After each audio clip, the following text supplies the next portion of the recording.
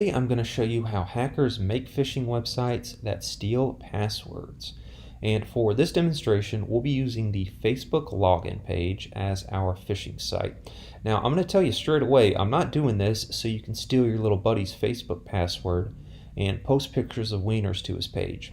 I'm doing this for aspiring cybersecurity professionals, ethical hackers, penetration testers, or anyone who wants to learn how these type of attacks work, so you can avoid falling victim to them. So the first thing I'll do is demonstrate what happens when a victim enters their username and password and clicks login, and then we'll take a look at how hackers actually build these sites. So this is our phishing site.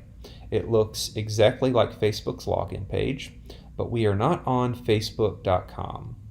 We are on my local host at port 8080. And behind this browser, I've got a VS Code editor and two files, one HTML file and one PHP file. Those two files make up this entire phishing site, and we'll take a look at both of them here in a minute. But first, let's put ourselves in the shoes of a victim, and let's say that our victim clicked on a link that he shouldn't have clicked on, and he thinks he's about to log in to the actual Facebook login page, but instead he's on this phishing site, but he doesn't know that, and he wants to like a picture of his grandson. So he enters his username and his password. So take note of the username and take note of the password for his favorite TV lawyer, and clicks login. Okay, well, it looks like nothing happened, but if we look at the URL, we are no longer on my local host at port 8080. We are on facebook.com, and we are looking at Facebook's actual login page. So what the heck just happened? Let's minimize this browser and see. So here is my VS Code editor, and here is the HTML file and the PHP file that I told you about. But I didn't mention anything about a TXT file. What is this? Holy cow. This is a TXT file with the username and the password in clear text. And these are the same username and password that I just used to log into my Facebook account. This shouldn't be here. Well, this is exactly what the hacker wanted to happen. So next, let's reproduce this attack from scratch and talk about how you can stay safe. So first thing I'll do is delete this TXT file. We don't need this. And let's delete the contents of this HTML file because we will be building this entirely from scratch. So I just deleted that. Let's save this. And let's stop my local server that I've got running. Bring back up my browser. And we'll revisit localhost and see that the server is now stopped. Return to VS Code. And we'll take a look at this PHP file a little bit later on. But for now, let's build this entirely from scratch. So if you want to follow along, now is the time. I'm going to exit out of this. And from my terminal, I'm going to navigate to that same directory. So let's go home. And if you want to follow along, there are a couple of prerequisites. I'll be using VS Code and PHP for the server and the server-side scripting language. So if you want to follow along, you'll need VS Code and you'll need to install PHP. If you install any version of PHP 5.4 or later, it should have a built-in server, so you can use the same command as me to start the server. You can use any editor and any server you want though. You don't have to use those two, but that's what I'll be using for this video. Next, I'm going to navigate to the directory that contains those two files from my terminal. And this is that directory right here. So I've got it stored on my desktop.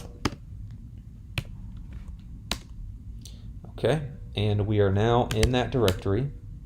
You can see our index.html file and our post.php file here. And this command will launch VS Code if you're following along. So enter. And we are right back where we were, except now you're with me. So let's put some text in here.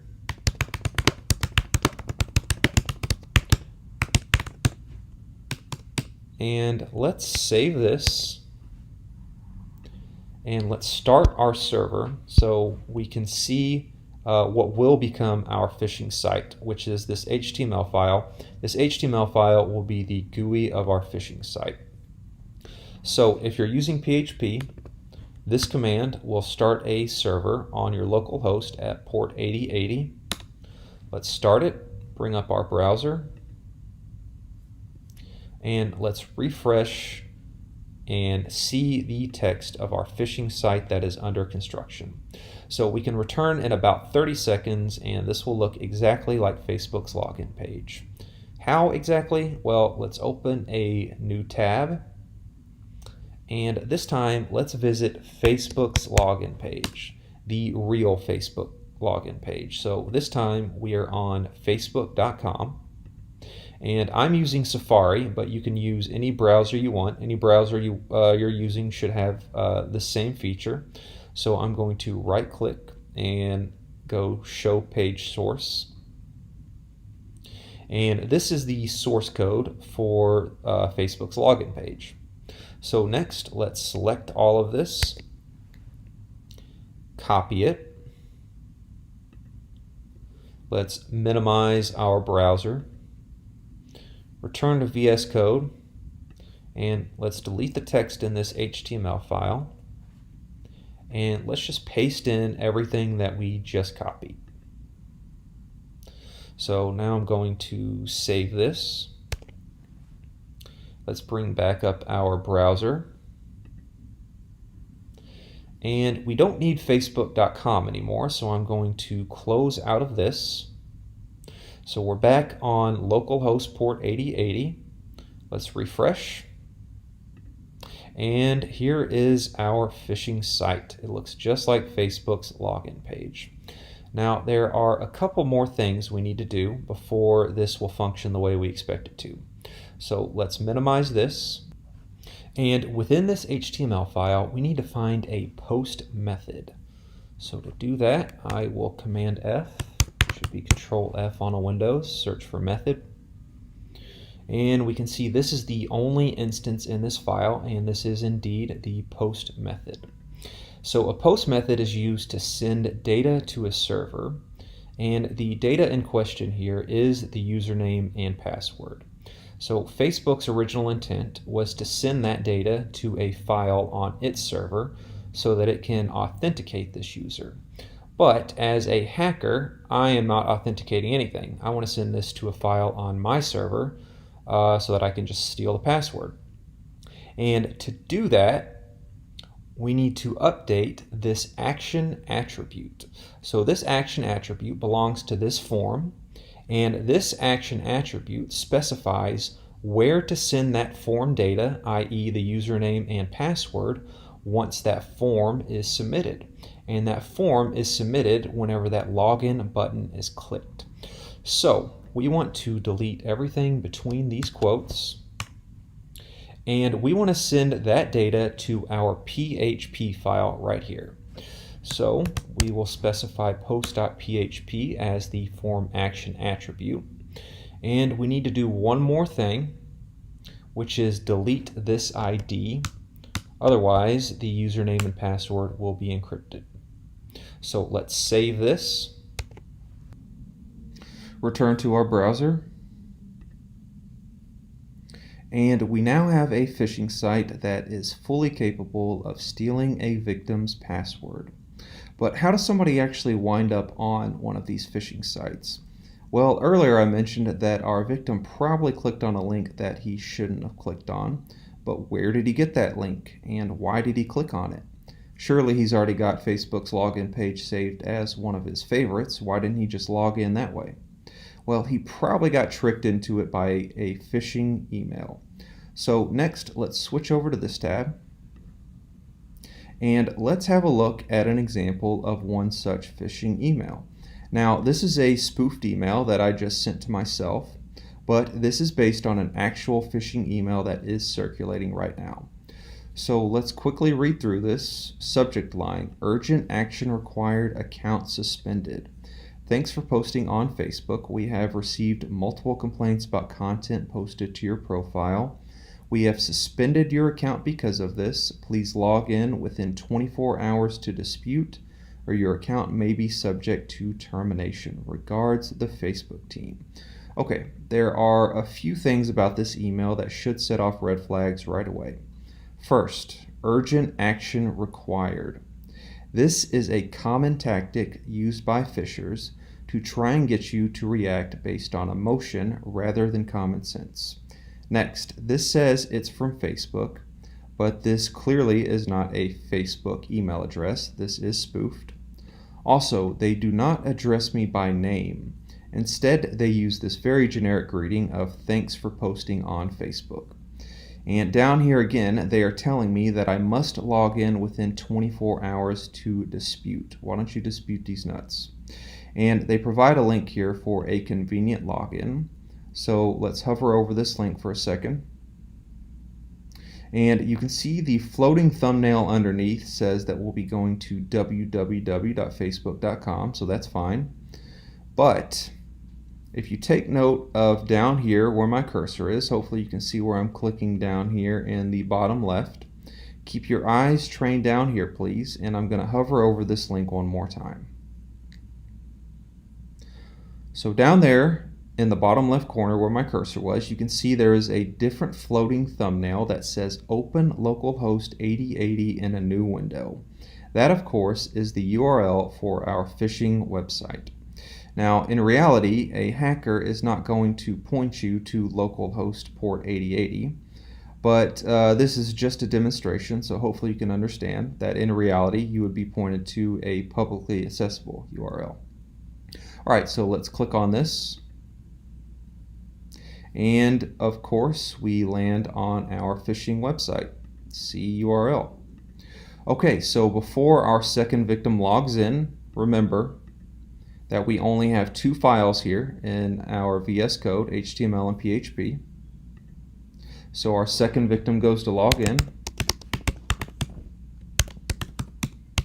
This one also has an AOL account. So take note of the victim's username and password. Clicks login. Probably thinks nothing happened, attributes this to some computer nonsense he doesn't understand. We know, however, that he was redirected to Facebook's login page, the real login page. Probably tries to log in again, this time successfully, and thinks nothing of it. Goes about his life and never gives it a second thought, and this happens every single day. So let's go ahead and exit out of this and see what happened. Okay, here is that TXT file that we expected to be created, and as we expect, here is the second victim's username and password. Alright, so let's have a look at this PHP file and see how this happened. This is very simple PHP code. I will go over this quickly. This first line here will open a file with this name if it exists. If it doesn't exist, it will create a file with that name and then open it.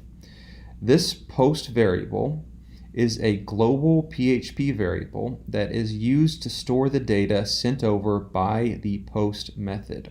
Recall, in our HTML file, we modified the form action attribute of the post method to point to this post.php file. So what happens is, after that login button is clicked, that data, i.e. the username and password, is sent to this file and stored in this post variable right here. So next, we are just writing the contents of that variable as key value pairs to our TXT file. And then finally down here is where our victim is redirected to Facebook's actual login page. Okay, and something that I just remembered I forgot to mention when we were looking at the email. If you've heard nothing else I've said, please hear ye this.